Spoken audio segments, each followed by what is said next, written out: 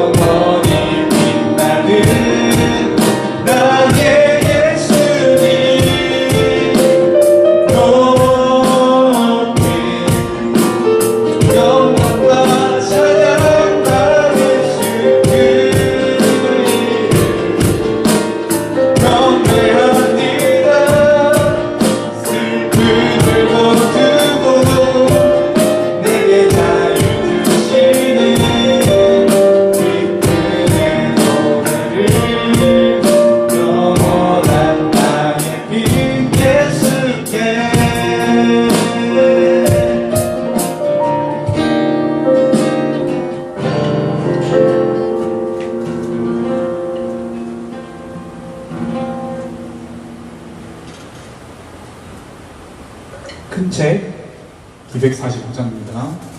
큰 책 245장입니다.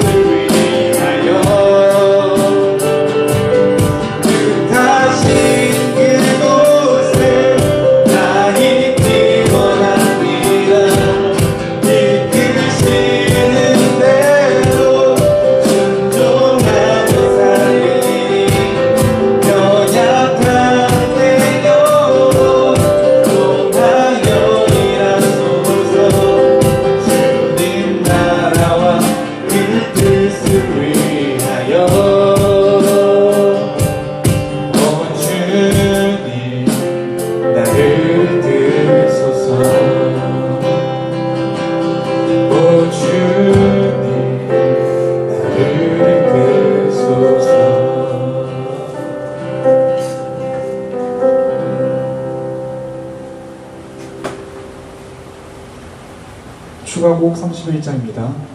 추가곡 31장입니다.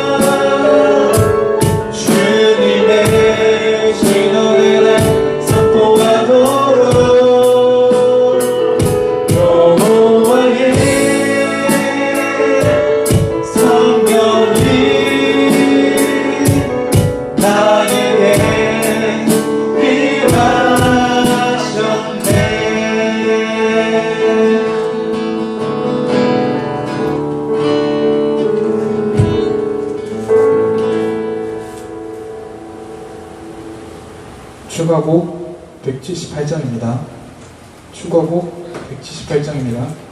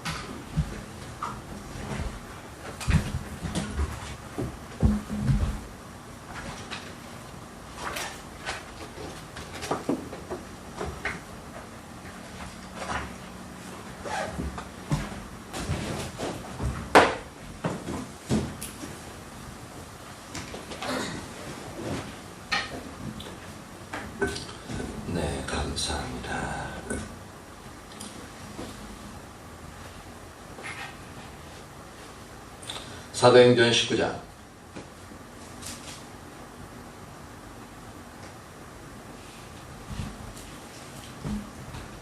사도행전 19장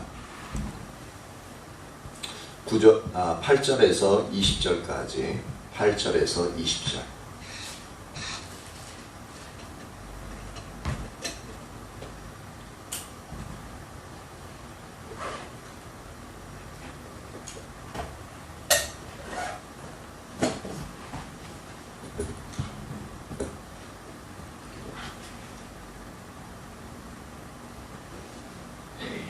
(19장) 8절에서 20절 교독하도록 하겠습니다. 바울이 회당에 들어가 석 달 동안 담대히 하나님 나라에 관하여 강론하며 권면하되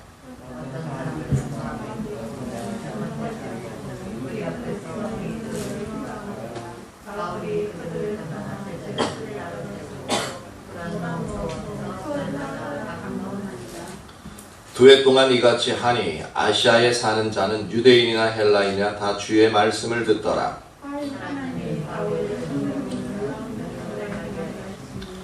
심지어 사람들이 바울의 몸에서 손수건이나 앞치마를 가져다가 병든 사람에게 얹으면 그 병이 떠나고 악기도 나가더라. 이에 돌아다니며 마술하는 어떤 유대인들이 시험 삼아 악기를 들은 자들에게 주 예수의 이름을 불러 말하되 내가 바울이 전파하는 예수를 의지하여 너희에게 명하노라 하더라. 유대인의 한 제사장 스게와의 7 아들도 이 일을 행하더니 악기가 대답하여 이르되 내가 예수도 알고 바울도 알거니와 너희는 누구냐 하며 악기 들린 사람이 그들에게 뛰어올라 눌러 이기니 그들이 상하여 벗은 몸으로 그 집에서 도망하는지라. 그리스도에 사는 유대인과 헬라인들이 다 이 일을 알고 두려워하며 주 예수의 이름을 높이고 믿은 사람들이 많이 와서 자복하여 행한 일을 알리며 또 마술을 행하던 많은 사람이 그 책을 모아가지고 왔어 모든 사람 앞에서 그 사람이 그 책을 그 계산한 즉 5만이나 되더라. 같이 읽습니다. 이와 같이 주의 말씀이 힘이 있어 흥하여 세력을 얻으니라. 아멘. 이게 지금 에베소에 있을 때인데, 그러니까 저는 이제 고린도에서 상당히 오래 있었잖아요. 1년 반 동안. 그쵸? 그리고 고린도에서 있다가 에베소로 넘어온 건데, 아니죠. 고린도에 있다가 에베소로 넘어온 게 아니었죠. 3차 선교여행 하면서 이제 갈라디아와 부르기아 위치방으로 돌아다니다가 이제 에베소에 이제 기회가 되면 다시 찾아오겠다고 했는데 그 약속을 이제 사도 바울이 지켜서 에베소에 갔던 영역이죠. 제가 잠깐 착각했습니다. 근데 재밌는 게 고린도는 1년 6개월 동안 그곳에 있었다고 이제 기록이 되어져 있는데 이 에베소는 더 오래 있었네. 더 오래 있어서 최소 2년 이상, 2년인지 2년 3개월인지는 잘 모르겠지만 최소 2년 정도 있었던 그 영역을 이제 우리가 볼 수 있습니다. 8절에 보니까 바울이 회당, 이건 유대인의 회당이죠. 유대인의 회당에 들어가서 석 달 동안 담대히 하나님 나라에 관하여 강론하며 이제 권면하되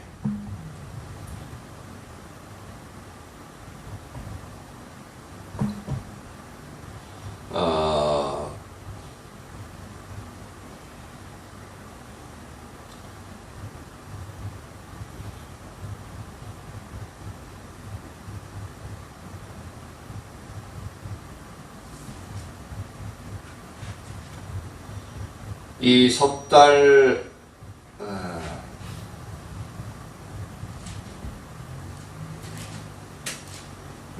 그렇군요. 이제 이 석 달이라는 기간,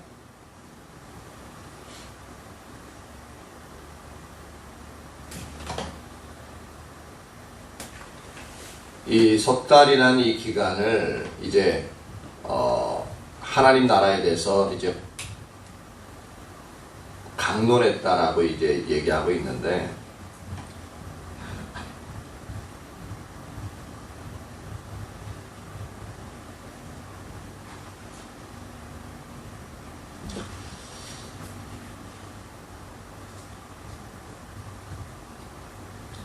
여기서 이제 강론하여라는 이제 헬라어는 에파르레시아 제토, 이거 뭐 길어. 에파르레시아 제토라는 이제 헬라어 단어입니다. 근데 지금 시제가 어떻게 쓰여져 있냐면은 미완료형으로 이제 쓰여져 있어요. 미완료라는 것은 아직 어떤 일들이 이제 완성되지 않은, 그러니까 계속적으로 하는 그 일을 의미하고 있습니다. 그래서 석 달 동안 담대히 하나님 나라에 강론하며 권면하되, 이 말은 뭐냐면 석 달 동안을, 그러니까 뭐 주일날만 안식일 날만 가가지고 그 말씀을 선포했던 게 아니라 석 달이라는 그 기간 동안에 지속적으로 그곳에 유대인 회당에 가서 말씀을 하나님 나라에서 강론했다는 얘기입니다. 그 얘기는 뭐냐면 매일매일 유대인의 회당에 들어가서 계속적으로 말씀을 강론했던 것을 볼 수가 있습니다. 근데 어떻게 보면은 이게 일주일에 한번 일주일에 한번 안식일 날만 들어가서 해도 유대인들은 이제 거의 발작 증세를 일으켰었는데, 이 에베소 교회는, 에베소 지역은 처음에는 사도 바울이 그렇게 이제 매일 회당에 들어가서 하나님 나라에서 강론하는 그 자체를 그렇게 많이 반발이 없었던 것 같아요.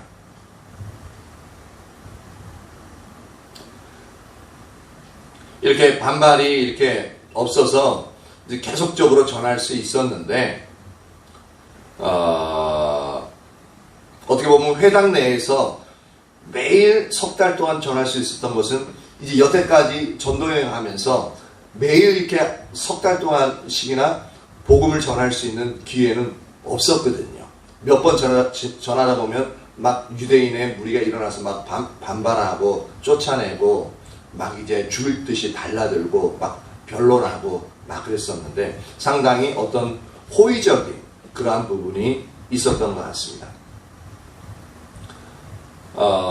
그런데도 이 매일 강론하는데 딱 두 부류가 나타나는 겁니다. 9절 보니까 어떤 사람들은 마음이 굳어 순종하지 아니하고 무리 앞에서 이 도를 비방하는 이런 사람은 항상 있어요. 근데 바울이 그들을 떠나, 즉 유대인을 떠나 제자들을 따로 세우고 두란노선에서 날마다 강론하니라 라고 말하고 있습니다. 그러니까 그곳에 석 달 동안을 유대인 회당에서 지속적으로 하나님 나라에서 강론하고, 그러니까 강의하는 거죠. 말씀을 선포하고, 그 다음 그러니까 너희가 예수님께 돌아와야 된다라고 그렇게 권면하는, 그렇게 날마다 했는데, 그때 이제 예수님을 믿은 자들이 있겠죠. 근데 일부 무리들은 그때부터 막 이제 변론하고 막 대적하고 그러니까 이제는 그곳에서 더 이상 말씀을 전할 수 있는 상황이 안 되니까 어떻게 하냐면 그 무리 앞에서 그러니까 바울이 이제 그들을 떠날 수밖에 없는 상황이 되어버린 거예요. 떠나면서 어떻게 하냐면 믿었던 예수님을 믿은 바울로 인하여서 믿은 예수님의 제자들, 그 제자들 따로 세우는 거예요. 따로 세워서 그 무리들을 따로 세워서 이제 교회를 형성케 하는. 그리고 나서 그는 또 복음 전하는 위치가, 복음 전하는 장소가 또 다른 곳으로 갑니다. 여기 보니까 두란노 서원에서 날마다 강론하니라. 날마다 강론했다. 그러니까 이렇게 에베소에 도착해서는 날마다 복음을 전할 수 있었던 것은 뭐냐면 다른 그 외에 어떤 숙식의 문제가, 그러니까 기본적으로 경제적인 활동을 할 수 있는 그 영역이 해결되지 않으면 절대 이렇게 못하죠. 그렇죠?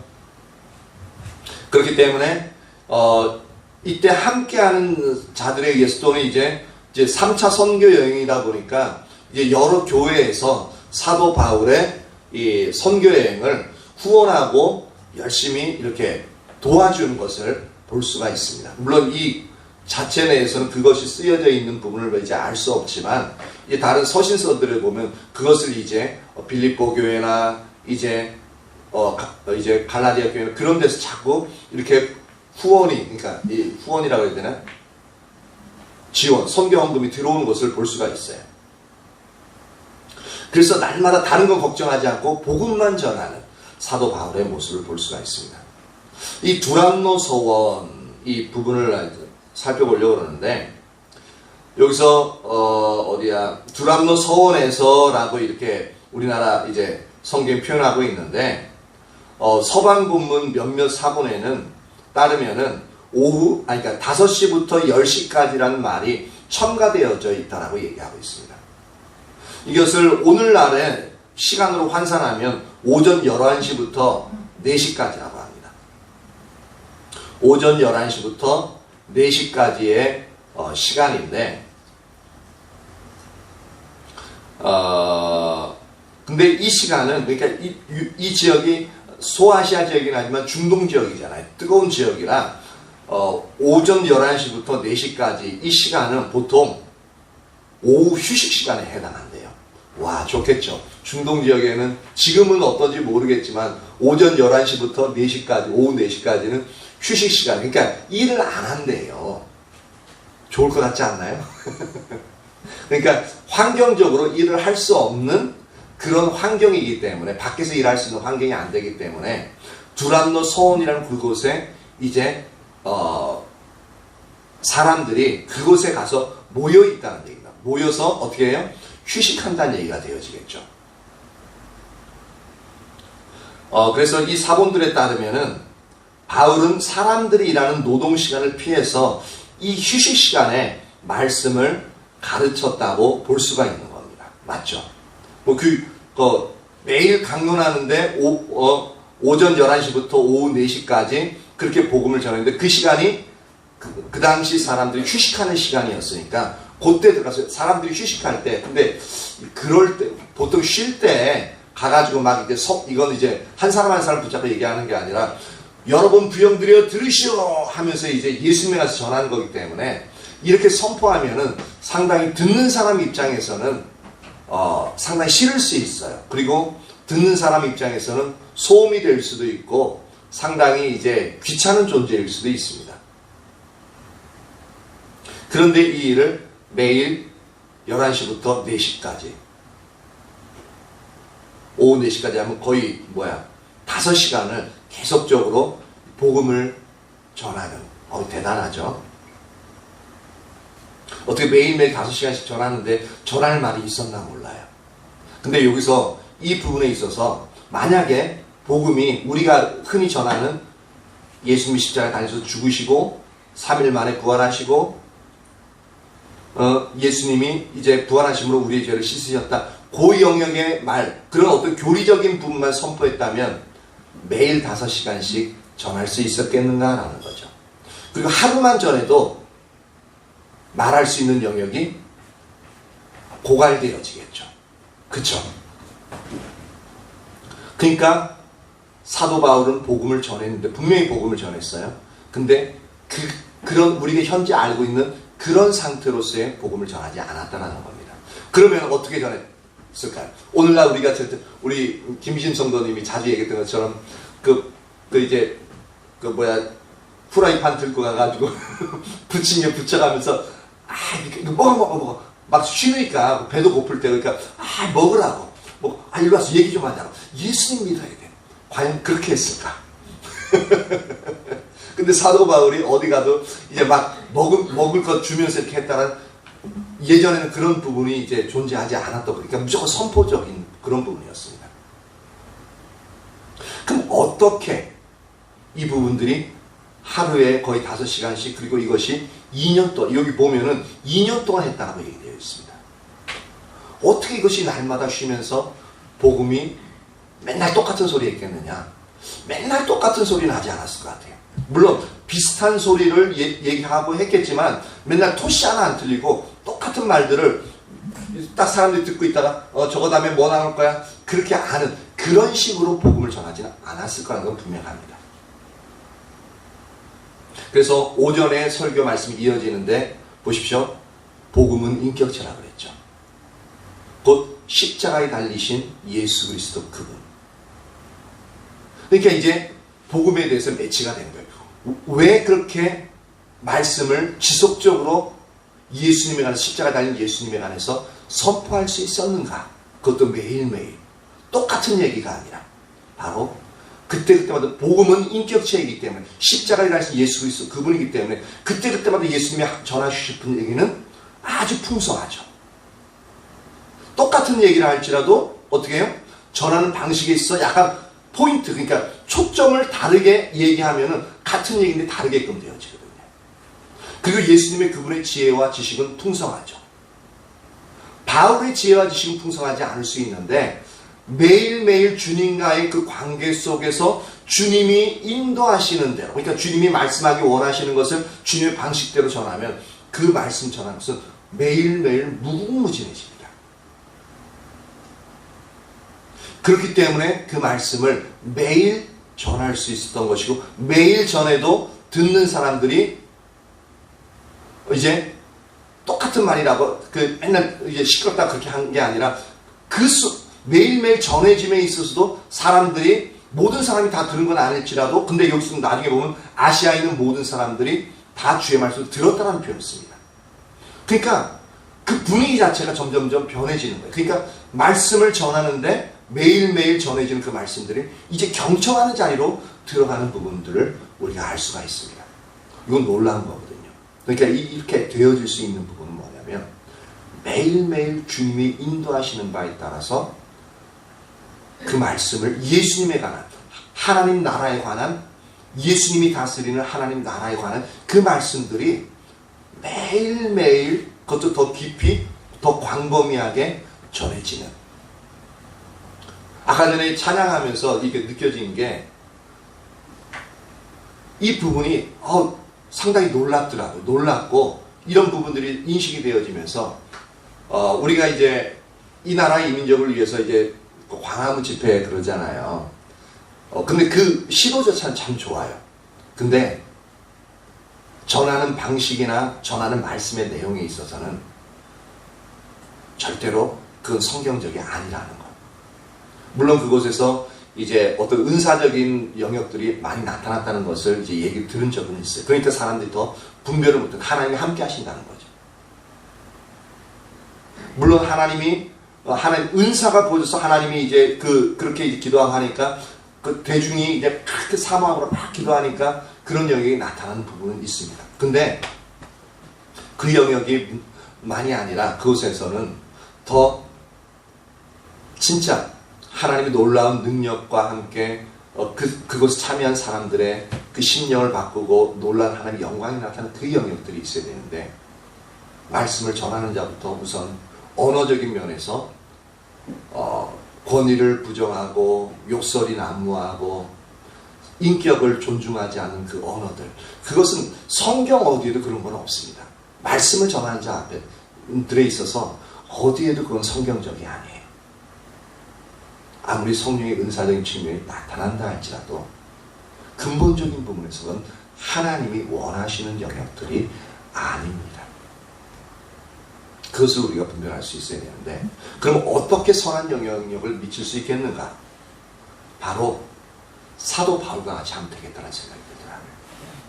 두란노선에서 날마다 강론하는데 10절 보십시오. 2해 동안 이같이 하니 아시아에 사는 자는 유대인이나 헬라인이나 다 주의 말씀을 듣더라 라고 말하고 있습니다.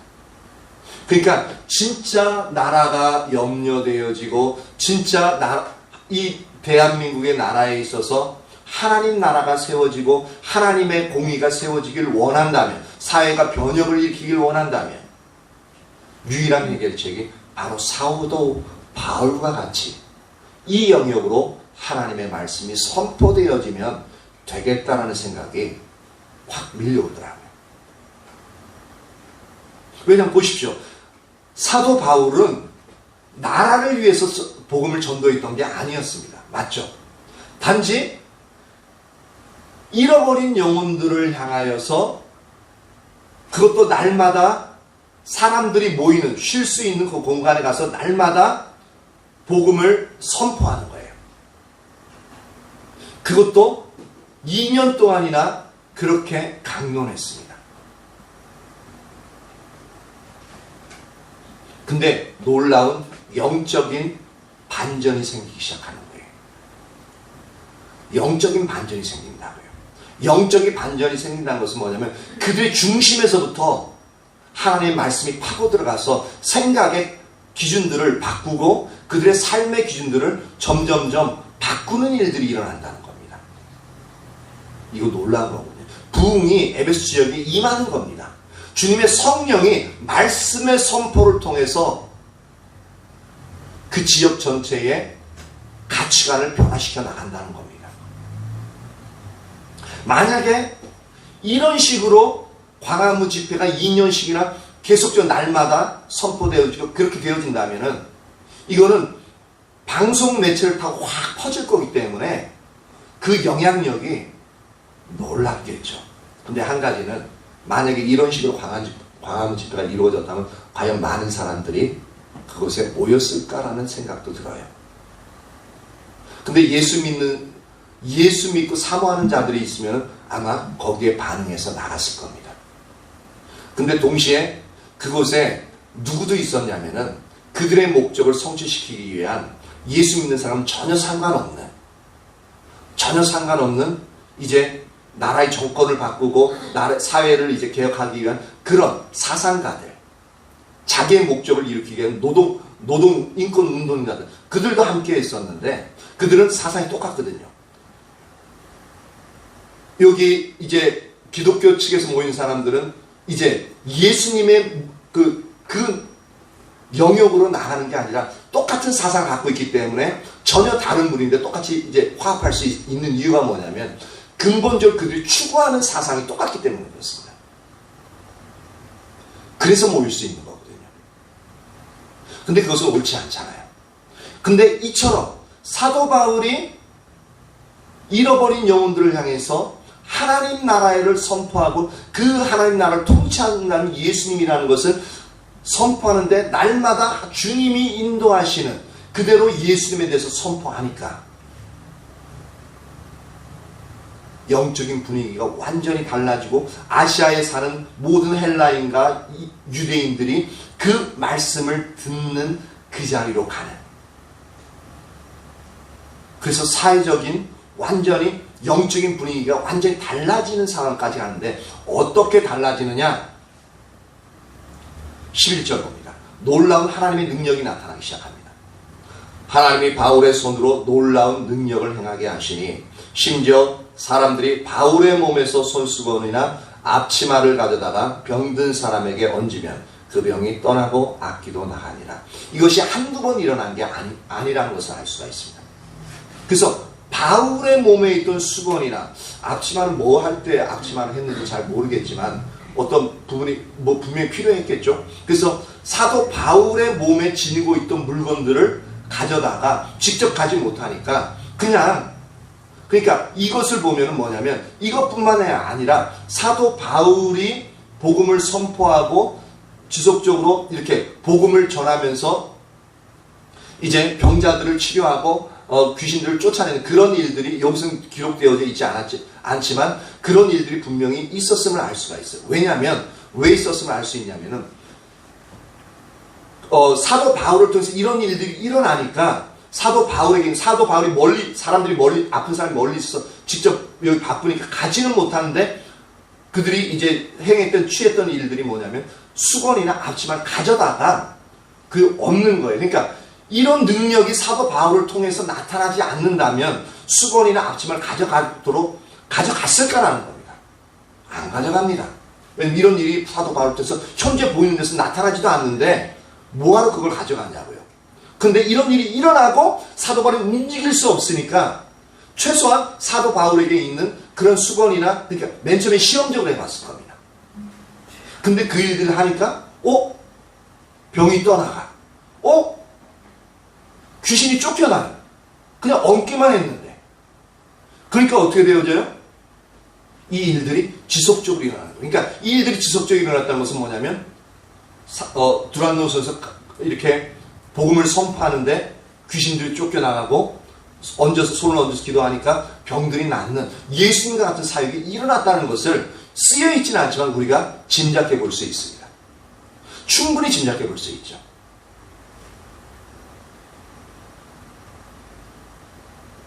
그리고 이 놀라운 성령의 능력이 나타나면서 아까 전에 이제 그 사회 영적으로 큰 변환이 있다라고 얘기했잖아요. 그것이 지금 에베소 교회는 지난주에 살펴본 것처럼 뭐냐면 이들이 섬기는 아데미 여신을 섬기는데 그곳에는 아데미 여신의 신전이 있어서 그 여신의 신전이 7대 불가사의 중에 하나라고요. 그러니까 그만큼 웅장하고 그렇게 사람들이 만들었다기 얘기는 참으로 어떻게 이걸 만들었을까라는 그 정도의 이렇게 만들어진 신전이 있다는 얘기인가?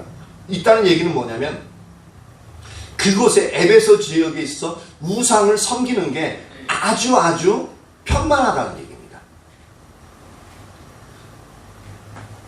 그런데 그 지역에 그 아데미 여신을 섬기면서 어떤 일들이 행해지고 있었냐면은 13절에 보니까 이에 돌아다니며 마수라는 어떤 유대인들이 시험삼아 악기 들린 자들에게 주 예수의 이름을 불러 말하되 내가 바울이 전파하는 예수를 의지하여 너희에게 명하노라 하더라 라고 말하고 있습니다. 마수라는 어떤 유대인들이 시험삼아서 했대. 근데 이들이 시험삼아 하는데 주 예수의 이름을 불러 악기 들린, 즉 귀신 들린 자에게 명령하게 축기 사역을 하는 거죠. 근데 이것을 그냥 했겠느냐라는 거죠. 그게 아니라 사도 바울이 항상 귀신 들린 자가 오면 어떻게 해요? 손을 얹고 어떻게 해요? 예수의 이름 명하노니 귀신은 떠나가라! 라고 하는 것을 봤다라는 겁니다. 보고서 근데 그렇게 하니까 귀신이 쫓겨나가요. 그것이 한두 번이 아니라 그 사역이 어떻게 하냐면 일상적으로 사도 바울 통해서 일어나고 있었다는 얘기를 이 부분을 알 수가 있는 겁니다. 그러니까 마수라는 사람들도 어떻게 해요? 그것을 보니까 예수의 이름을 명령하니까 귀신이 쫓겨나네?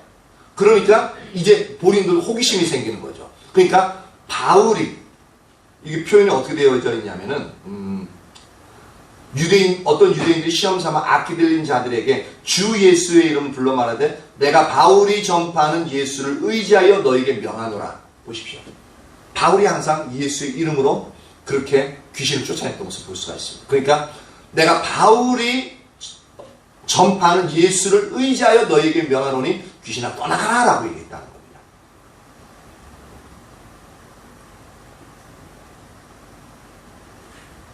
그러니까 이렇게 사도 바울을 따라하는 사람들이 많이 있었어요. 그런데 그 중에 어떤 사람들 14절에 보니까 유대의 한 제사장 스게와라는 유대의 제사장에 7 아들이 있었는데 이 아들들도 이 일을 행했다라고 말하고 있습니다. 즉 바울이 전파하는 예수의 이름으로 명하노니 귀신 들린 자에게 명하노니 귀신아 물러가라 라고 얘기했다는 거예요. 그러니까 15절에 악기가 대답하여 이르되 내가 예수도 알고 바울도 알고 너희는 누구냐? 이 귀신이 이렇게 얘기했다는 거예요. 바울도 알고 예수도 아는데 너희는 누구냐? 나랑 너랑 상관없어. 네가 그 말하는데 너나 물러가라 그런 얘기예요. 왜 제가 우스갯소리를 그러잖아요. 우리는 이제 예수 믿으면서 예수 이름으로 이렇게 귀신 물러가라 그러니까 귀신 도리어 너나 물러가라 이제 그렇게 한다라고 얘기해요. 그러니까 예수님을 믿어도 예수의 이름의 능력, 예수님을 온전히 신뢰하지 않으니까 귀신이 아는 거잖아요. 아니까 능력이 없다는 걸 알아요. 같은 십자가 복음이라도 사람의 말의 지혜로 하면은 십자가의 능력이 그것을 소멸되어진 상태로 전파된다는 것을 아는 거예요. 그러니까 예수님을 온전히 신뢰하지 않고 예수 이름 명하니까 그 속에 예수 이름 앞에 능력이 없어요. 그러니까 너나 물러가라 그렇게 얘기하는 거거든요. 근데 어린아이라 할지라도 예수님을 온전히 신뢰함으로 예수 이름 명하노니 귀신아 떠나가라 그러면 어떻게 되어져요? 그 이름 속에 예수의 능력이 있기 때문에 그 권세에 의해서 귀신이 물러갈 수 없는 밖에 없는 거죠. 근데 스게와의 제사장 7 아들이 이렇게 얘기했을 때 장난삼아 그러니까 비아냥거리면서 아마 이렇게 했던 거예요. 그러니까 예수도 알고 바울도 알고 너희 누구냐? 그러면서 어떻게 하냐면은 16절에 악기 들린 사람이 그들에게 뛰어올라 1대 7이에요. 1대 7입니다. 악기 들린 사람이 그들에게 뛰어올라 눌러 이기니 그들이 상하여 벗은 몸으로 그 집에서 도망하는지라. 한 명이 귀신 들린 사람 한 명이 건장한 7명의 남성들을 다 제압하는 거예요.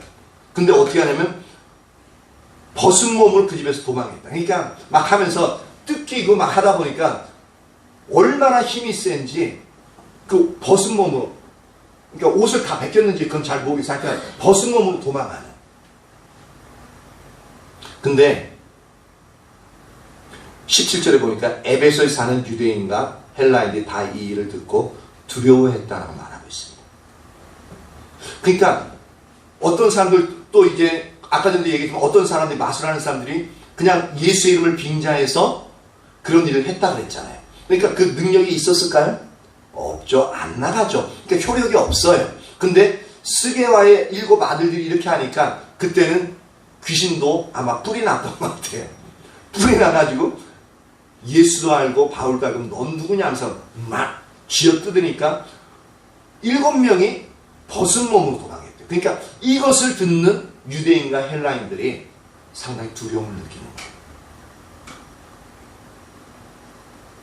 그 예수의 이름, 예수의 권세가 상당히 놀랍다는 걸 알게 되어지고 예수님을 믿지 않는 자들이 장난으로 그렇게 하는 부분에 있어서 오히려 사단이 그들을 억압하는, 그러니까 상당히 두려울 수밖에 없는, 그러니까 영적인 두려움이, 하나님의 거룩한 두려움이 그들에게 강력하게 임하게 되어지는 겁니다. 보십시오.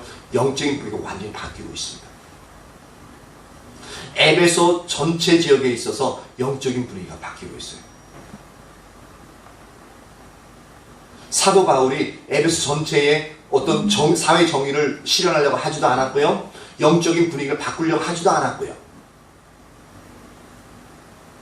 단지 잃어버린 영혼들을 향해서 그들에게 생명의 복음을 선포하는, 예수님이 다스리는 하나님 나라에 대해서 선포하는, 그래서 잃어버린 영혼들을 돌이키기 위한 그 일들을 매일매일 그 영혼들을 향해서 복음을 선포했던 것 뿐입니다. 근데 영적인 지형도가 달라지는 거예요. 그래서 이것을 보면은 우리나라에 있어서도 만약에 참 이제 그 목사님 이름도 잊어먹었나 하여튼 잊어먹었어. 갑자기 생각 안 나. 하여튼 어쨌든 간에 그분이 사도 바울의 마음처럼 이 뜨거운 열정을 가지고 어떤 국가를 변화시키고 뭐 그렇게 하기보다는 오직 사람을 변화시키고 위정자를 변화시키고 나라의 사회 정의를 일으키는 분은 오직 하나님, 예수님이라는 것을 온전히 인식하고 다른 목적이 있는 게 아니라 오직 그래서 그분만을 선포했다며, 그분이 원하시는 말씀을 그분이 원하시는 방식대로 그 인격체된 예수님은 매일 그렇게 그것을 천막 치면서 그렇게 선포했다며 우리나라의 영적인 지형도는 달라지지 않았을까라는 겁니다. 여기 그렇게 됐잖아요. 그쵸? 여기는 전혀 예수님을 믿지 않는 자들에게 이렇게 선포해서 바꿔지게 했어요. 근데 그곳에는 집회에 모인 사람들은 최소한 다른 사람들도 있었지만 예수 믿는 사람들이 모여들었거든요. 그래서 같이 기도도 하고 말씀도 듣고 했어요. 그런 자들에게, 그런 예수 믿는, 그러니까 그런 성도들에게, 거기는 목회자들도 많이 있었으니까 이대로 사도 바울이 했던 대로만 선포되었다면, 와, 아마도 지금 이제 그 찬양하면서 느끼는 게, 와, 우리 딸이 엄청난 놀라운 일들이 그 목사님을 통해서 놀라운 일들이 일어날 수 있었겠구나 라는 그 마음이 들더라고요. 근데 놓치는 거죠. 전혀 다른 방향으로 흘러가는 거예요. 처음에 말씀드렸죠. 그분에게 하나님이 그분에게 이 나라를 향한 마음 주신 부분이 분명히 있었다고. 그래서 시작한 거거든요.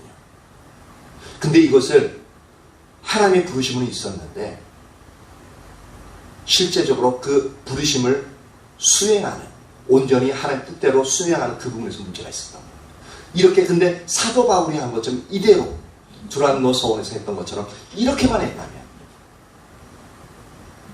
우리나라에 진짜 복음으로 이 나라가 병역을 일으키는 진짜 부흥이 그 시점에서부터 일어났을 가능성이 있겠다는 생각이 들더라고요.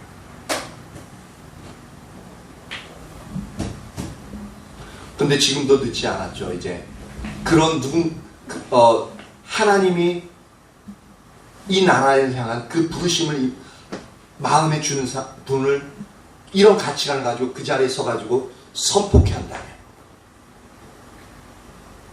이런 일이 일어나지 말라는 그러한 부분은 없겠죠. 반드시 일어날 겁니다.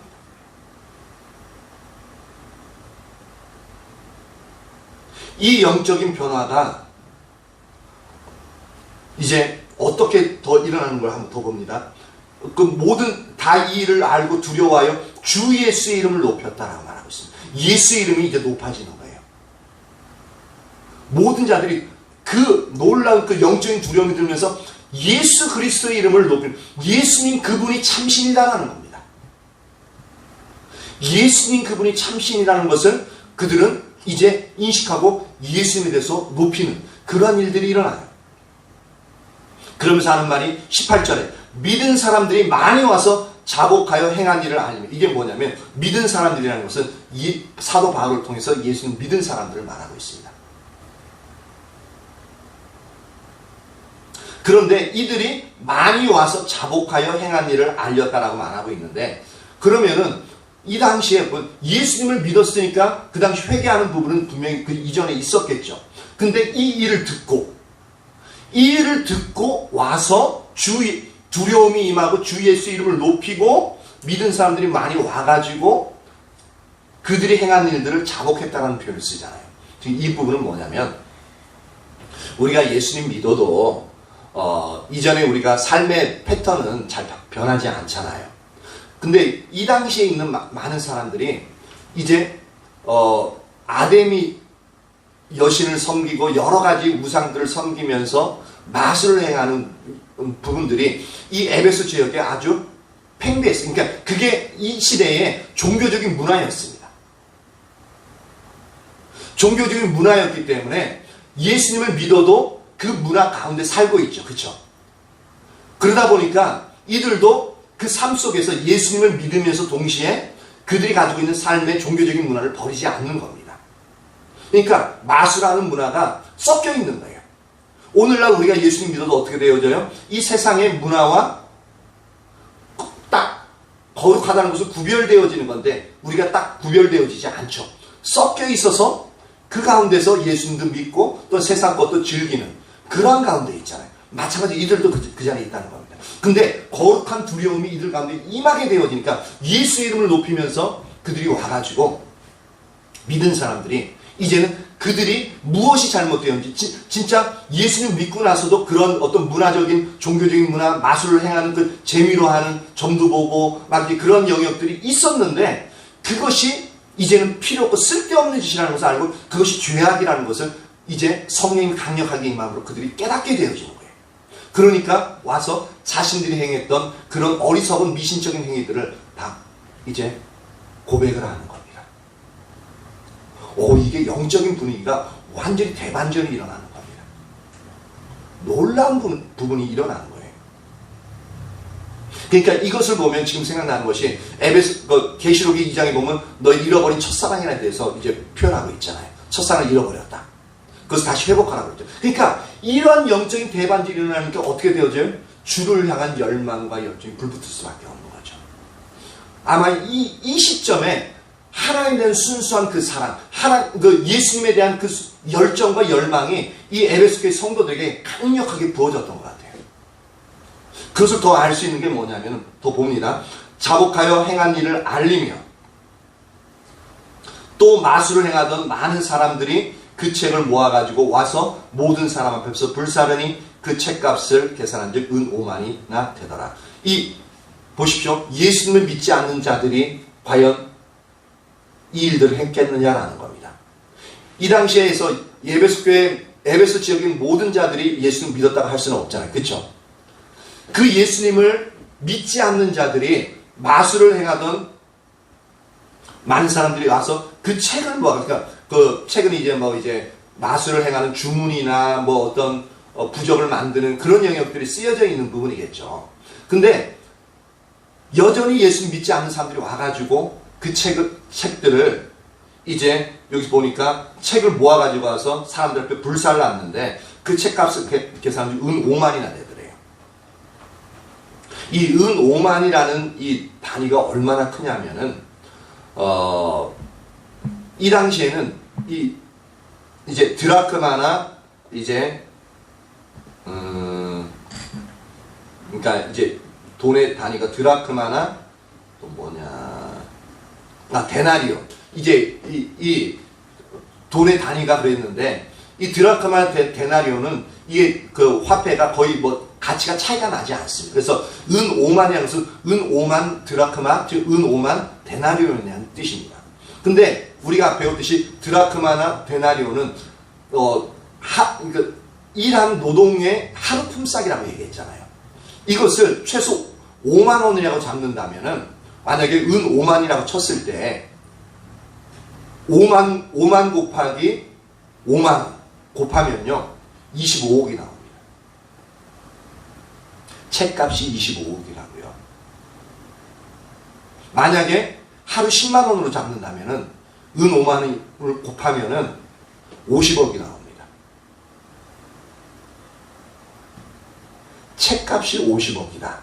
만약에 이것을 50억인데 이 책값 한 권당 가격을 10,000원으로 잡는다면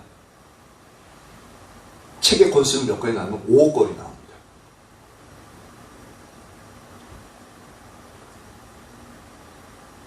엄청난 책의 양이죠. 그렇죠? 그러면 이것을 예수님 믿지 않는 자들이 과연 이 책을 가져왔겠느냐라는 겁니다. 아니요. 믿은 자들이 오는 겁니다. 그러니까 아까 이제 마스를 해가도 어떤 사람들이 믿은 사람들이 자신의 죄를 고백했다고 그랬잖아요. 그러니까 그 사람들이 문화적으로 갖고 있던 이런 주술서들 우상에 대한 서적들을 이제는 이것이 진짜 우리에겐 필요 없다는 것을 분명히 인식하고 그리고 거룩한 두려움이 임하다 보니까 예수만이 참신이라는 것을 선명히 인식되다 보니까 자신들이 가지고 있던 책들을 다 가지고 나오는 겁니다. 근데 이게 얼마라고요? 50억 원어치, 최소 25억 원어치의 값어치의 책들이라고요. 그러니까 이 책들이 얼마나 많이 그 당시에 사람들이 많이 갖고 있었다는 것을 일반적으로 갖고 있는 책들이에요. 얼마나 많은지 알 수 있겠죠. 그것도 우상에 대한 책들만.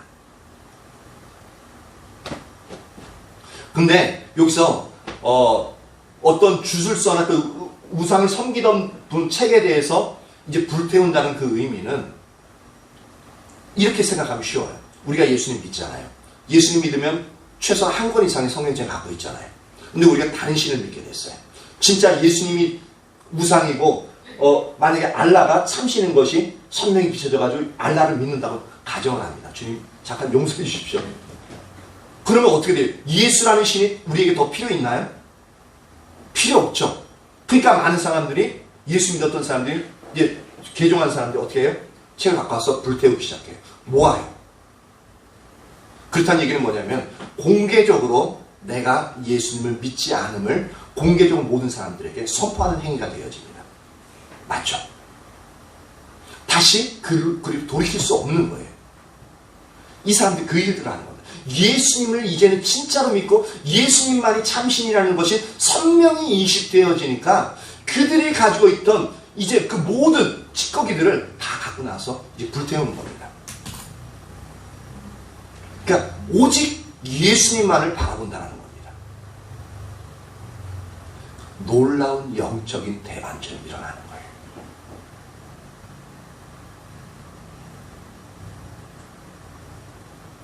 그러니까 20절에 뭐라고 표현하고 있습니까? 이와 같이 주의 말씀이 힘이 있어 흥왕하여 세력을 얻으니라. 이것도요, 흥왕하여 세력을 얻는다 이 부분도 시제가 미완료형으로 쓰여져 있습니다. 이 얘기는 뭐냐면 지속적으로 하나님의 말씀이 흥황하고 계속적으로 이제 세력을 얻게끔 되어 있고 에베소 전체에 쫙 계속적으로 퍼져나가는 겁니다. 흥황하여 세력을 얻는다. 그래서 예수님만이 참신이라는 것이 강력하게 에베소 교회 전체 전 지역에 쫙 퍼져나가는 겁니다. 놀라운 영적인 대반전이 있는 겁니다. 그리고 요한계시록 2장에서 우리가 살펴볼 수 있듯이 이 영적인 대반전이 일어나면서 에베소 지역에서 예수님을 믿는 그들의 심령 가운데는 놀랍게 예수를 향한 뜨거운 불이 가슴속에 불타오르는 거예요. 주님을 향한 사랑이 불타오르고 있는 것을 우리는 이 영역들을 통해서 볼 수 있다는 겁니다. 이것이 지금 성경 속에서는 이 겉에서는 우리가 보이지 않는 영역들이잖아요.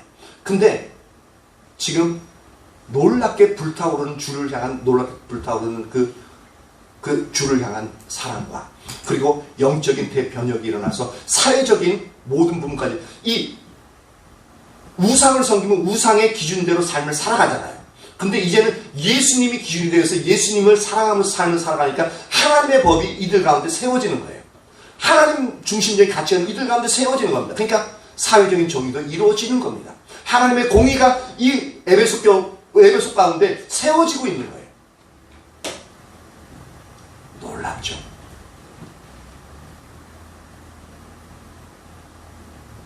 이러한 영적인 대반전이 우리나라에도 이렇게 이루어졌으면 좋겠어요. 근데 이 영적인 대반전은 바로 오늘 두란노 서원에서 2년 동안 매일 그렇게 하나님의 말씀을 선포했던 사도 바울의 이 모델에서 우리가 알 수 있겠다는 겁니다. 이게 하나의 큰 롤 모델인 것 같아요.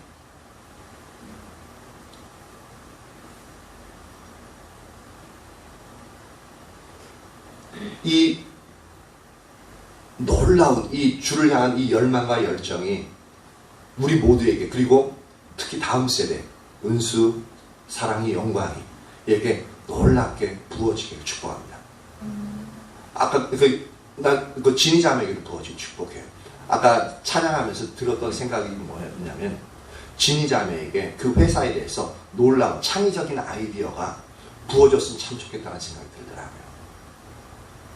그렇게 되어지면 놀라운 이제 부수적으로 이제 얻을 수 있는 것들이 참 많겠죠. 그 회사도 좋고 진희 자매에게도 놀랍게 하나님이 부어주신 재정적으로도 부어주신 영역이 생기게 되어지겠죠. 그러면 가정적으로도 상당히 그런 부분이 있겠죠. 근데 그 마음 그냥 제가 하려고 했던 게 아니라 그 생각이 찬양할 때 들었어요. 그러니까 그 영역을 놓고서 기도하셔요. 그래서 아까 전에도 그런 부분이 이제 오전 예배도 약간은 비춰져서 가가지고 진희 자매한테 손을 뻗기도 하면서 주님이 주시는 지혜와 총명한 지식이 부어지도록 그렇게 이제 기도했던 영역이 있습니다.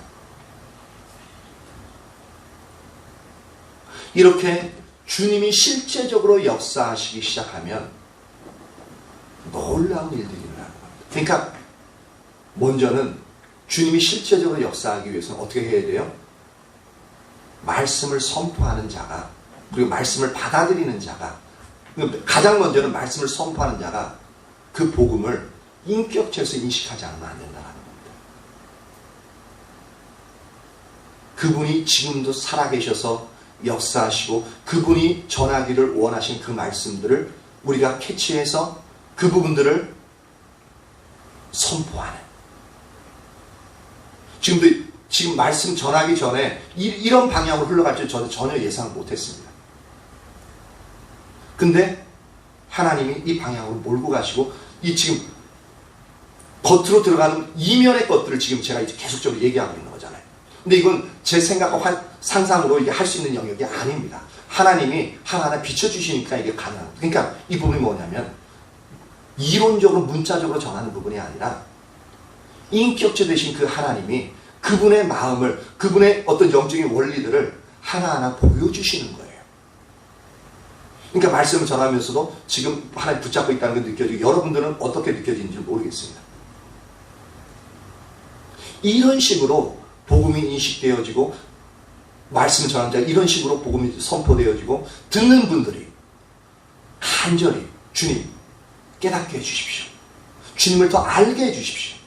그 주님대로 당신이 인도하시는 제가 그대로 삶을 살아가겠습니다. 그 영역대로 그리고 그 주님을 내가 만나길 원합니다. 라고 말씀을 받는 자들이 그 마음을 가지고 가면 놀라운 주님의 영광을 그러니까 주님을 만나는 인격적으로 만나는 그 일들이 놀랍게 일어나겠죠. 저와 여러분 모두에게 그 일들이 온전히 일어나기를 예수님의 이름으로 축복합니다. 할렐루야. 갑자기 막 힘이 나요. 이런 부분들이 제가 말씀 선포하면서 더욱더 오전에도 계속적으로 이렇게 지금 최근 들어서 계속 그런 부분들이 더 강해지고 있는데 이것이 계속 더 자라났으면 참 좋겠습니다.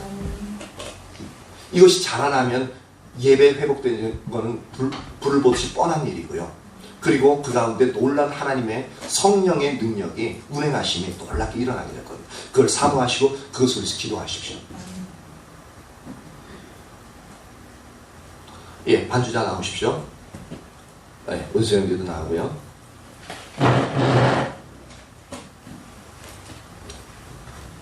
아까 세 번째로 불렀던 곡이 뭐였죠?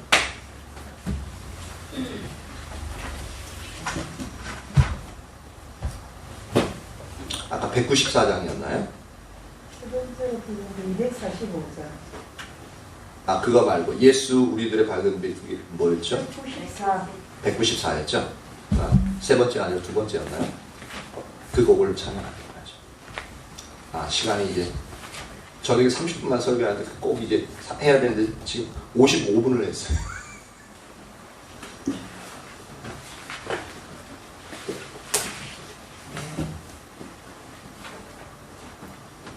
근데 감사한 것은 이렇게 주님이 인도하시는 부분들을 설교할 때도 그렇고 설교하고 나면 상당히 기뻐요. 그리고 그 마음속에 기대감들이 많이 일어납니다.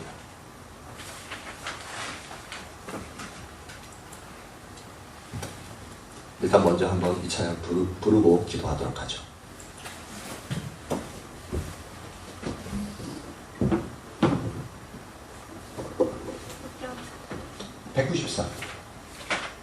내가 얘기 안 해도 했잖아. 했어.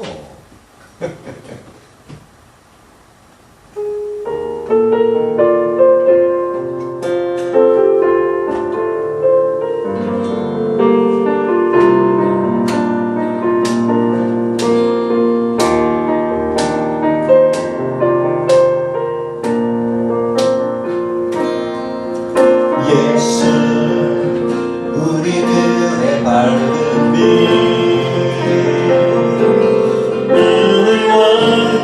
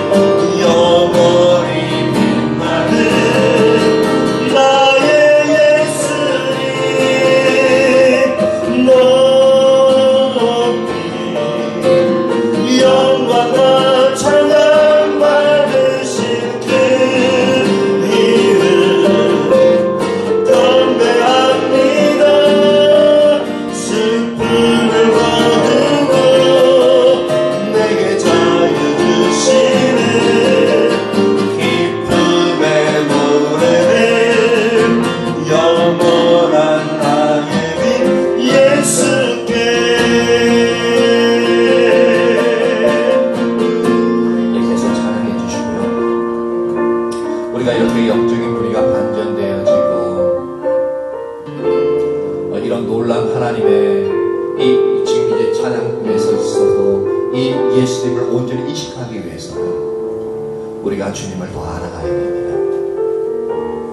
우리가 복음을 인격체로서 인식하기 위해서는 우리가 주님을 알고 추구하지 않으면 절대 불가능합니다. 그분을 알아가면 알아갈수록 그분에 대해서 말해야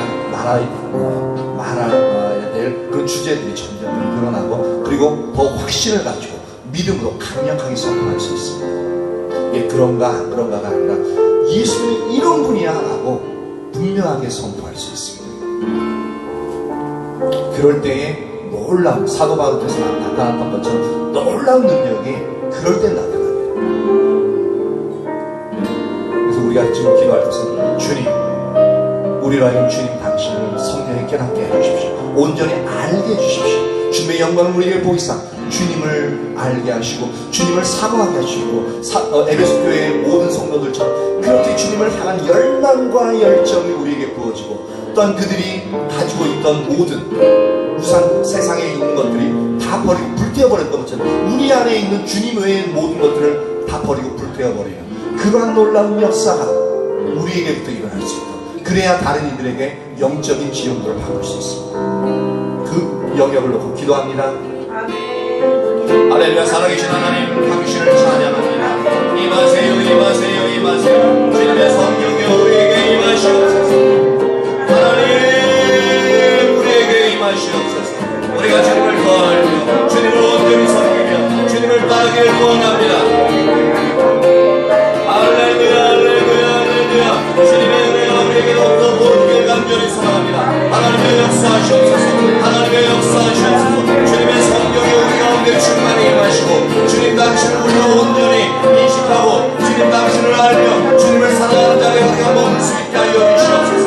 그리하여 그 하나님을 온전히 알며 우리가 예배하는 그 하나님을 온전히 하나하나 알고 그 주님의 영광 보며 찬양하며 그 주님을 사모하며 아버지 주의 말씀을 들으며 하나님의 기준들이 우리의 심령 가운데 세워지고 우리 안에 있는 우리의 기준들 아버지 온전히 버려지고 아버지 주님만을 사모하는 그 자리로 나아갈 수 있도록 우리 한 사람 한 사람을 아버지 세워주시길 간절히 소망합니다. 주님이 우리에게 얼마나 능력 있고 위대하시며 강력한 분인지 아버지 하나님의 지혜가 되시며 하나님의 능력이 되시는지 하나님의 우리로 하여금 알게 하여 주시길 간절히 소망합니다.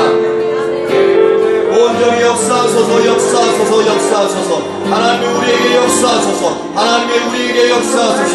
우리에게 온전히 하나님의 성령이 비춰지게 하시옵소서. 복음이 곧 인격체라는 이 말씀이 우리에게서 어떠한 의미인지 더 성령이 보게 하시고 온전히 실제적인 주님을 우리가 더욱더 알아가게 하시고 그것을 선포하고 우리의 삶을 통해서 아버지와 증거하는 자들 되게 하여 주시옵소서.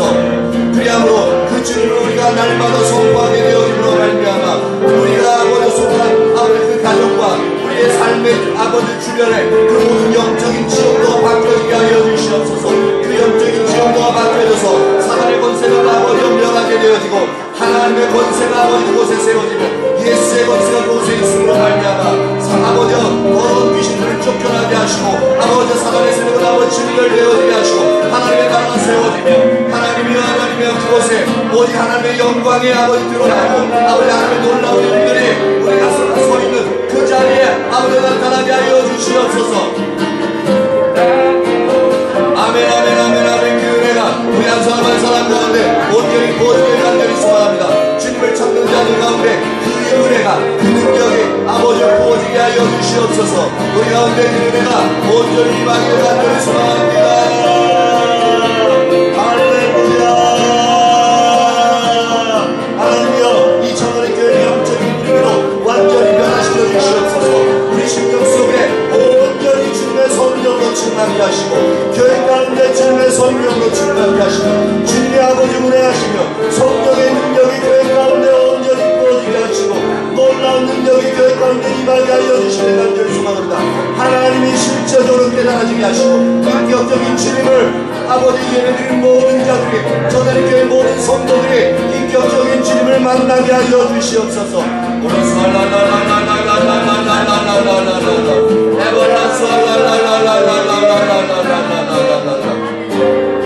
에발라스